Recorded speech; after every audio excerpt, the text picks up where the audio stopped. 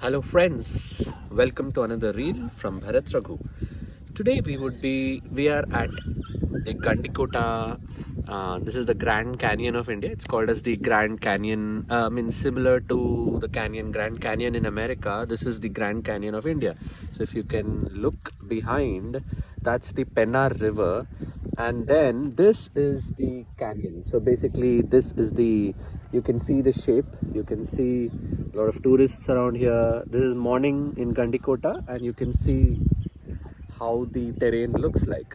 So that's Gandikota for you. And then there is this fort behind us. There's a Gandikota fort basically behind.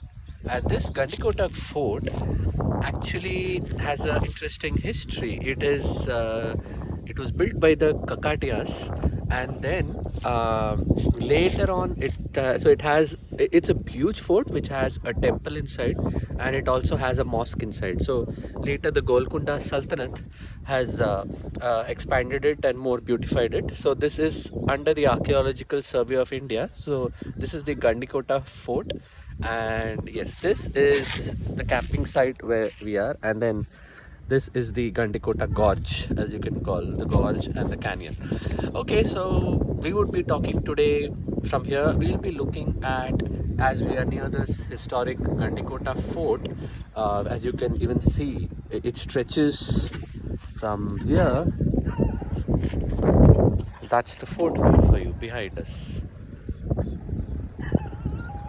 So the Gandikota fort, in the context of that, let's talk about the synchrony and the between the Islamic and the before that the pre-existing Hindu civilization. So the Hindu and the Islamic synchrony, the syncretic nature of these empires and how they developed. So let's look at this topic today. So many people feel that there have been skirmishes, there have been invasions, there have been attacks from, because those who used to come to India used to come for its wealth, for its riches, for its very rich paddy cultivation. As you can see here, even in the area near Gandikota after Kurnool, it's very rich in you have rice, you have jawar, you have chana. So everything is basically being grown here, and these are very rich fields. So this is one of the reasons why mostly it could be Afghans, it could be Turkish, Afghan, Turco kind of tribes who used to come in from the Khyber Pass, which is Afghanistan today, and then through that into the Kashmir Valley, and then they used to come into the Punjab, and then that's how the civilization started. The first major one was the Delhi Sultanate. Not going too much into detail, but it was Delhi Sultanate which was kind of the first Turkish. It had Afghans, it had Turks kind of civilization which brought in Islam to India. There were previous invasions, but they were like purely invasions. They came in, they kind of looted, whether it was Ghazni or Gori, but there was no mark left except destruction. But then the later ones, that is the Delhi Sultanate, which starts Qutbuddin Aibak, who comes and settles here after Ghazni, basically after Gori basically leaves and goes back. He appoints Qutbuddin Aibak. So Qutbuddin Aibak then kind of becomes the first Delhi Sultan, and then of course the most famous of them is Alauddin Khilji, and it is Alauddin Khilji who actually even tries to come a bit into the Deccan. He is the first who comes into the Deccan, and when he leaves he appoints some kind of a governor who then goes on later to build the Bahmani kingdom. So we'll talk in more detail about the Bahmani kingdom, but that's how the Islamic Indo civilizations actually start off together.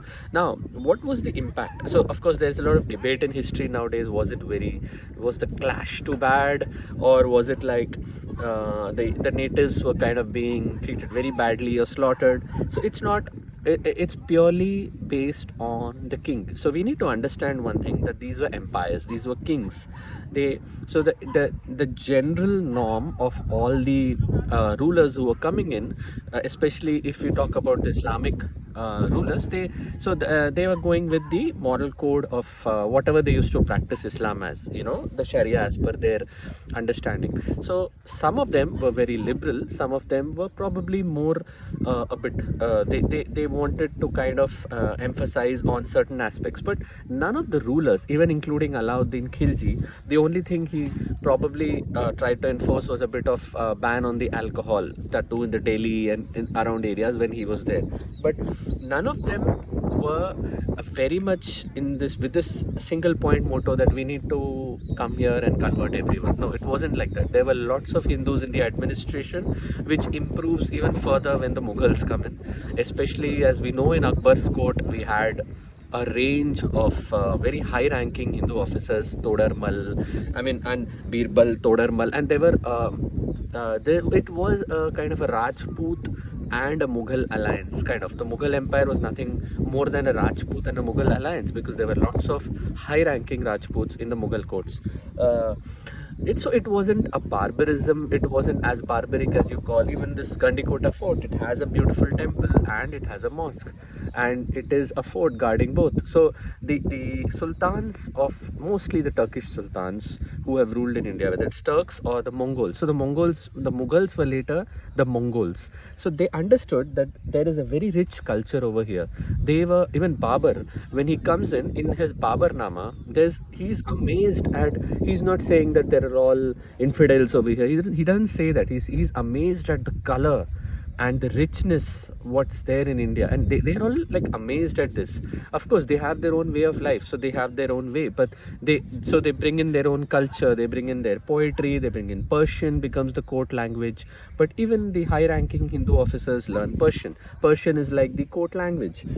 If you want to succeed being a high-ranking official in the Mughal Empire, you would of course learn Persian, you will learn probably Turkish, and they used to learn lots of languages. They used to the Hindustani they knew. So this was the nature. So it was a synchronous relationship. There were aberrations to it. There were people, sometimes due to political reasons. Again, we need to understand, certain kings used to go and attack the other kings, and when there was a skirmish between two kings, and when you kind of win over the other kingdom, you would go and destroy the most prized thing of the other kingdom. So even in, for example, if you see in Hampi, so the Vijayanagar Empire was destroyed by the Bahmani. Finally they defeated the Vijayanagar Empire, and then they go and they basically the existing temples, which were like you can say the heart of where the money was also. So that was like the empire's heart, and that was what was kind of destroyed to show as a symbol of the victor.